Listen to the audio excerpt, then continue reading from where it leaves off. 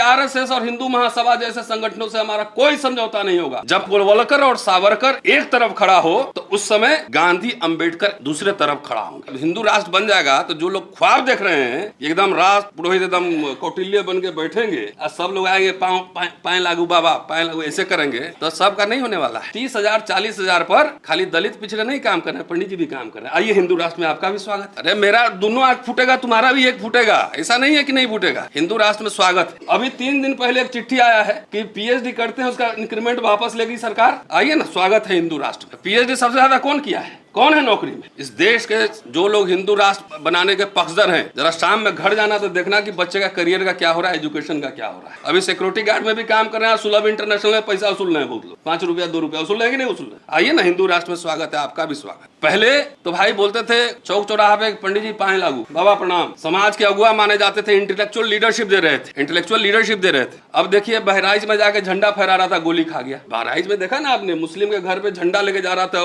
कोई मिश्रा लड़का था, झंडा फहराने तो अतताई आतंकी बना रहा है। ब्राह्मण समाज सोचे कि हिंदू राष्ट्र में आपके बच्चे क्या करेंगे, वो किस कंडीशन में रहेंगे, ये भी सोचिए। SC ST तो इतना था 22% रहा होगा, थोड़ा सा माइनॉरिटी OBC मिला लीजिए तो 30%।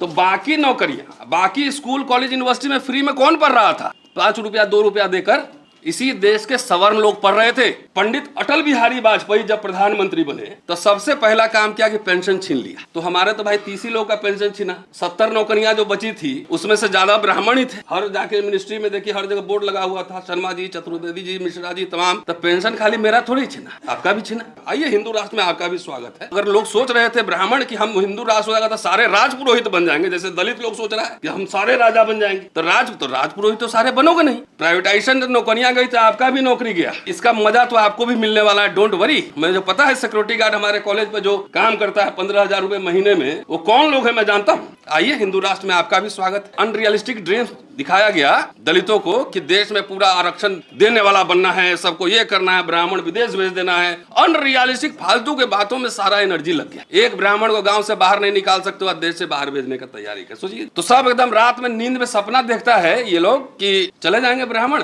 तो सारे मठ मंदिर पे हमारा कब्जा होगा। एकदम पलंग पे, सोना के पलंग पे सोए हुए सपना देख। और आरएसएस इलेक्शन के समय बोलता है कि मियाँ जी को भगा देंगे तो सारी जमींदारी नवाब जी की हवेली तुम्हारी होगी। तो दोनों तरफ से सपने देखना, मजे लो, सपने देखो, खाली सपना ही देखो। और सुबह उठोगे तो खुरपी लेके खेत में जाना पड़ेगा काम कर, स्कूल कॉलेज नहीं। हिंदू राष्ट्र में क्या हो रहा है देखिए, संविधान तो अभी भी है, तो उसी संविधान से आपको मिला और संविधान है उससे छीना जा रहा है। कोई आवाज नहीं निकल रही, कोई आवाज नहीं निकल रही। कोई CBI के डर से घर में बैठा हुआ है, छुपा हुआ है, कोई ED के डर से छुपा हुआ है, और कोई फेंका हुआ मलाई चाटने के लिए जो है। तो हिंदू राष्ट्र बनेगा, 2 सारथी तो बिहार में ही है, उधर चिराग पासवान है, इधर मांझी जी। हिंदू राष्ट्र के कुछ दलित प्रत्यक्ष पालकी ढोने वाले हैं और कुछ अप्रत्यक्ष पालकी ढोने वाले हैं। क्योंकि दलित समाज को ज्यादा मैं एड्रेस करता हूँ तो उनको लगता है कि PM बनने से मैं रोक रहा हूँ, तो शिक्षा रोजगार के सवाल सब गायब हो रहे हैं। नशा में बहुत ज्यादा है कि सीधे पार्लियामेंट पर जाके कब्जा करके एकदम झंडा वहां पे लगा देंगे, ब्लू झंडा, और सरकार बन जाएगी। और सरकार जब बनेगी तब हम सब कुछ ठीक कर लेंगे, ओवरनाइट, है ना, ओवरनाइट। जैसे केमिस्ट्री का लैब है, सरकार बनाने के लिए 272 MP चाहिए, मेंबर ऑफ पार्लियामेंट। और अभी जो हालात है, बीजेपी और कांग्रेस जैसी पार्टियां भी जो है वो अकेले लड़ने का जो है हिम्मत नहीं कर सकती है। तो हमारे जो दलित भाई लोग हैं, बड़े बड़े नेता लोग हैं, अनरियलिस्टिक ड्रीम्स देखते हैं, तो अनरियलिस्टिक ड्रीम्स को हटाने की कोशिश करता हूँ। कोई आंदोलन, दलित पार्टियों का आंदोलन जो अस्मिता की राजनीति करते हैं, शिक्षा रोजगार के सवाल पर एक भी आंदोलन 40 साल में मुझे बताइए। उससे बड़ा काम तो हम लोग, दीपांकर जी आपने चिट्ठी दिया था, 5 लक्ष्मण बैठा हुआ है, नवीन भी है, कम से कम हम लोगों ने वो लड़ाई लड़ दी कि रोस्टर का आंदोलन 200 पॉइंट वापस ला दिया, लाखों हजारों बच्चे प्रोफेसर बनेंगे। कम से कम हम लोग ये तो कर दिया। लेकिन जो दलित वोट का जो सारथी बने हैं, जो ठेका लिए हुए हैं, उनसे एक आंदोलन, एक मूवमेंट, एजुकेशन पर, शिक्षा पर, स्वास्थ्य पर, निजीकरण पर एक भी आंदोलन मुझे बता दीजिए तो उस दिन से हम सार्वजनिक जीवन से इस्तीफा ले लेंगे। हिंदू राष्ट्र के कुछ दलित प्रत्यक्ष पालकी ढोने वाले हैं और कुछ अप्रत्यक्ष पालकी ढोने वाले हैं। तो बहुत समझाने की कोशिश की कि हिंदू राष्ट्र में जो थोड़ा सा अभी 75 साल में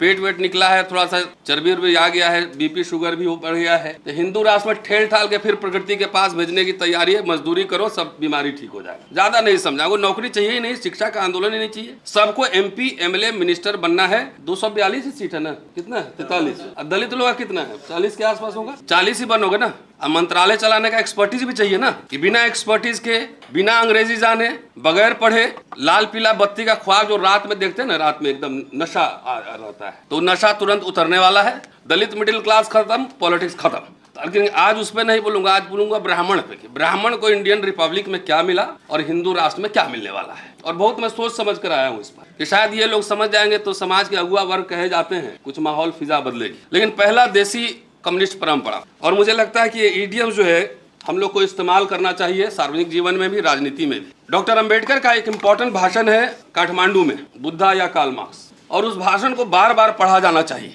बोल रहे हैं कि दोनों तो एक ही है। एक जो बुद्ध संघ में जो सिस्टम है, कम्युनिज्म में भी वही सिस्टम है। रविदास जी की जयंती है, रविदास जी कह रहे हैं बेगमपुरा जहाँ कोई गम न हो, ऐसा चाहूँ राज में मिले सबको अन्न। ये बात कह रहे हैं इक्वलिटी, समानता की बात। वो सोशलिज्म कम्युनिज्म ही है। रविदास जी बैठे हुए हैं, हम अपने लोगों को जाके अगर रविदास जी के शब्दों में समझाएं तो उसको जल्दी पकड़ेगा, समझेगा वो। कबीर का प्रेम नगर क्या है?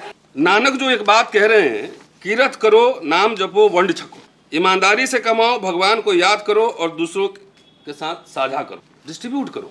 एकुमुलेशन ऑफ वेल्थ नहीं तो बेगमपुरा है जहाँ कोई गम न हो, कबीर का प्रेम नगर है, तुकाराम के लिए पंढरपुर है, और अंबेडकर का न्याय नगर है। ये सारी परंपराएं मैं ये इंडिपेंडेंट लेबर पार्टी का मैनिफेस्टो में लेकर आया हूँ, और मुझे लगता है वो मैनिफेस्टो और शेड्यूल कास्ट फेडरेशन का मैनिफेस्टो बार बार जरूर पढ़े जाने की जरूरत है। इंडिपेंडेंट लेबर पार्टी अंबेडकर 1936 में बनाए थे, तो वो खास तौर से हम लोग इस आइडियाज को, जिनको PM CM बनना है उनको बनने दीजिए, लेकिन हमें तो लाखों बच्चों की नौकरियों का सवाल है। हमारे एजेंडा पे ये है, हमारे एजेंडा पर ये है। अब हिंदू राष्ट्र बनेगा, 2 सारथी तो बिहार में ही हैं, उधर चिराग पासवान है, इधर मांझी जी। मांझी जी को एक दिन जंतर मंतर में प्रोग्राम में हमें मिले, तो मैंने कहा वो लग रहा है उनका कोई आरक्षण खा गया, के का बर्गर है आरक्षण। गया इंटरव्यू बोर्ड में जो बैठा रहता है, कहता आइए लक्ष्मण यादव जी, यादव जाटव कथा नैरेटिव जो फैलाता है। तो मैंने उनसे कहा कि ऐसा है, आप अपने कम्युनिटी का इंग्लिश स्पीकिंग पोस्ट ग्रेजुएट एक बच्चा मुझे दीजिए, और ऑक्सफोर्ड कैम्ब्रिज में पढ़ाने की जिम्मेदारी हमारी है। हम क्राउड फंडिंग करेंगे, लोगों से लेंगे और पढ़ाएंगे, तो हुक्मरान बनेंगे, है ना, हुक्मरान। इन हुक्मरानों को RSS BJP हुक्का राम बनाने वाला है। 10 साल इंतजार कर लीजिए, 10 साल। जो अनरियलिस्टिक ड्रीम्स देख रहे हैं उनको ये जरूर सोचना चाहिए।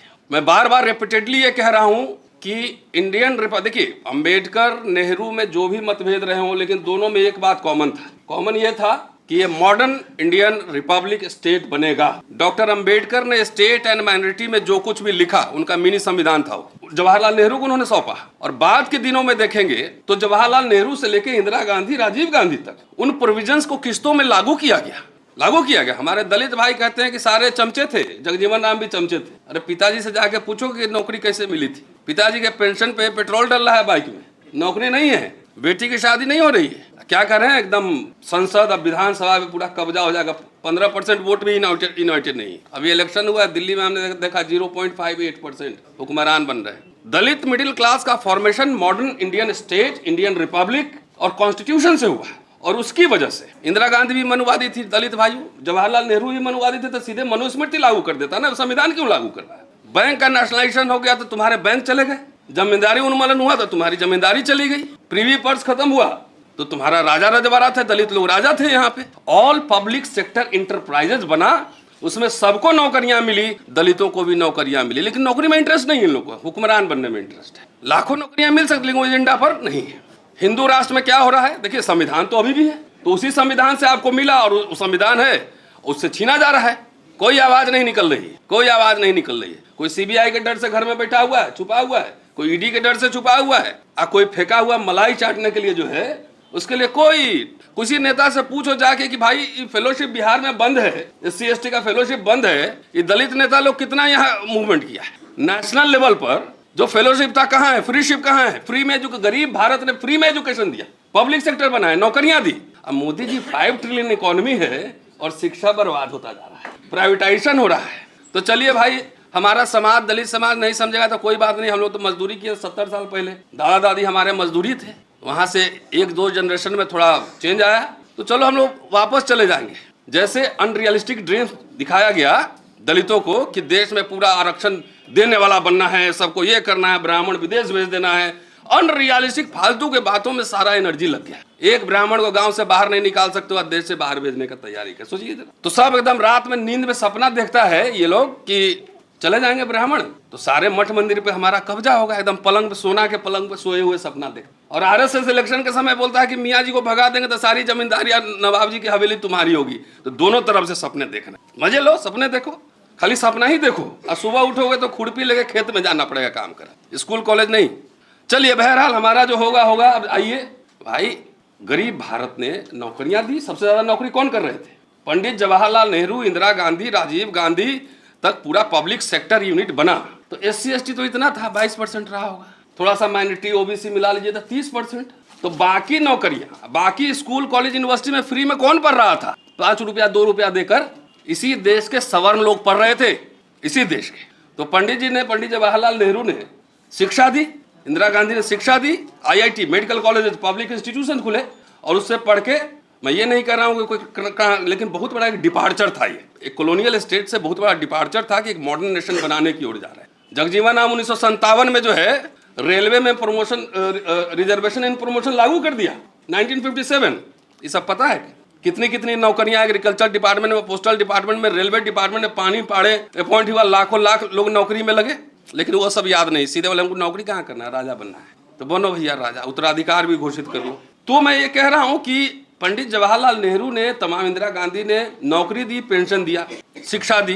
पंडित अटल बिहारी वाजपेयी जब प्रधानमंत्री बने तो सबसे पहला काम किया कि पेंशन छीन लिया। तो हमारे तो भाई 30 ही लोग का पेंशन छीना। 70 नौकरियां जो बची थी उसमें से ज्यादा ब्राह्मण ही थे। हर जाके मिनिस्ट्री में देखिए, हर जगह बोर्ड लगा हुआ था, शर्मा जी, चतुर्वेदी जी, मिश्रा जी, तमाम। तो पेंशन खाली मेरा थोड़ी छीना, आपका भी छीना। नौकरी प्राइवेटाइज कर दिया, डिसइन्वेस्टमेंट मंत्रालय। आप खुश हो रहे हैं? आइए, हिंदू राष्ट्र में आपका भी स्वागत है, आइए, स्वागत है।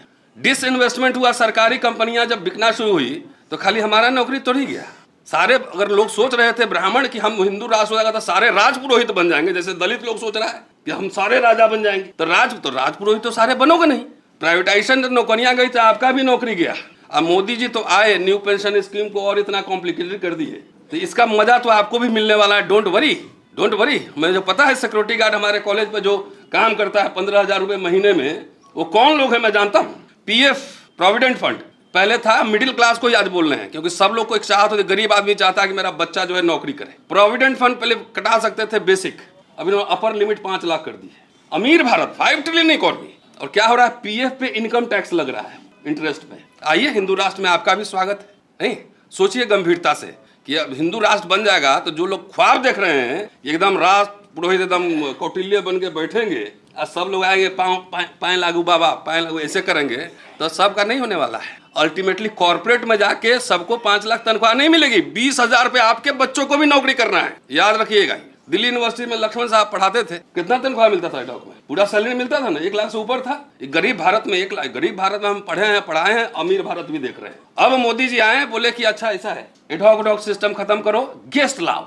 तो पहले 1 लाख से ज्यादा मिलता था, सर्विस भी काउंट होता था, छुट्टी भी मिलती थी। अब 30,000 40,000 पर खाली दलित पिछड़े नहीं काम कर रहे हैं, पंडित जी भी काम कर रहे हैं। आइए, हिंदू राष्ट्र में आपका भी स्वागत है। मजा आ रहा है ना? अरे मेरा दोनों आंख फूटेगा, तुम्हारा भी एक फूटेगा, ऐसा नहीं है कि नहीं फूटेगा।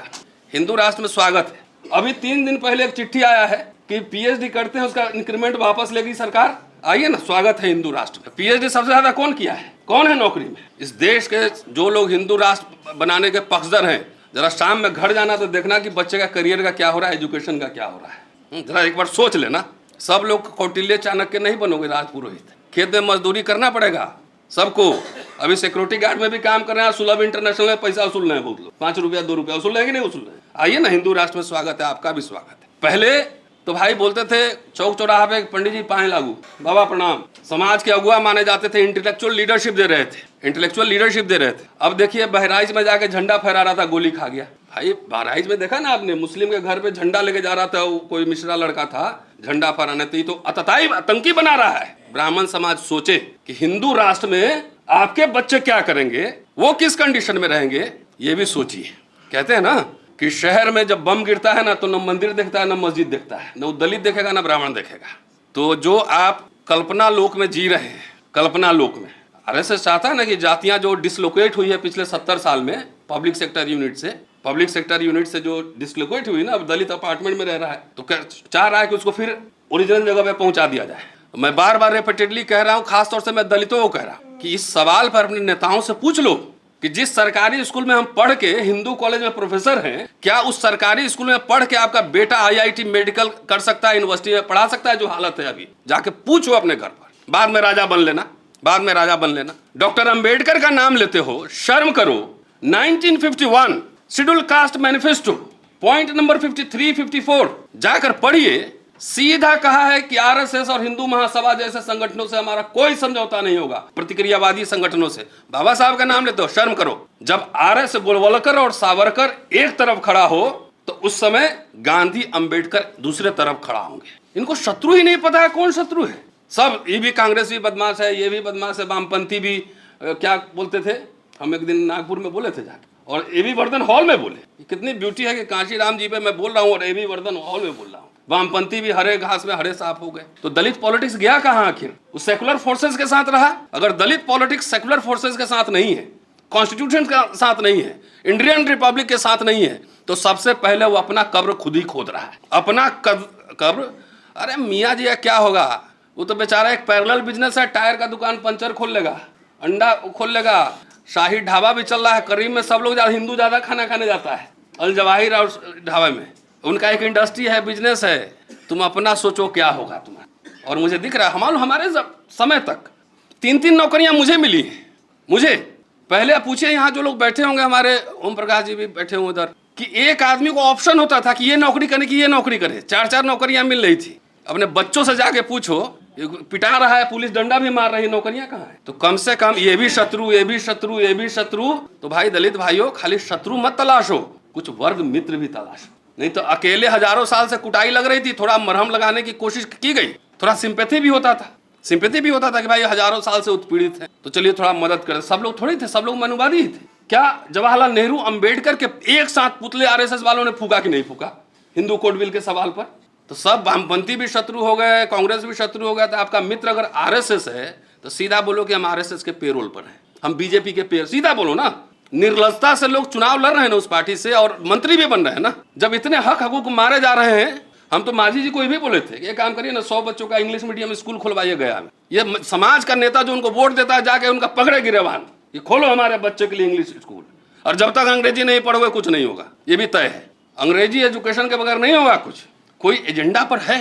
तो नटशेल में यही कह रहा हूं कि जो लोग, जैसे हमारे दलित भाई लोग जैसे अनरियलिस्टिक ख्वाब देखना शुरू किया, वैसे उनके अधिकार जाने शुरू हो गए, प्राइवेटाइजेशन, नौकरी वोकरी सब जाना शुरू हुआ। उसी तरह जो लोग हिंदू राष्ट्र राज पुरोहित बनने का ख्वाब देख रहे हैं ना, जाके देखिए एयरपोर्ट में 35,000 मिलता है, टाई पहन के, हेलो गुड मॉर्निंग सर, मैं आई हेल्प यू सर, करता है वो भी। वो सब दलित पिछड़े नहीं है, आपके बच्चे भी हैं। टाटा जब सरकारी था तो 1 लाख मिल रहा था, अब प्राइवेट हो गया था, जरा पे स्लिप देखना कितने का है। तो हिंदू राष्ट्र में आप सभी का स्वागत है, जो होगा देखा जाएगा। लेकिन आप जाके गंभीरता से आप सोचो, जो मैं कह रहा हूं, सब लोग सवर्ण में अमीर नहीं है कि सब लोग ऑक्सफोर्ड कैम्ब्रिज पढ़ा लेगा, अब महंगी शिक्षा अफोर्ड करेगा, नहीं है ना।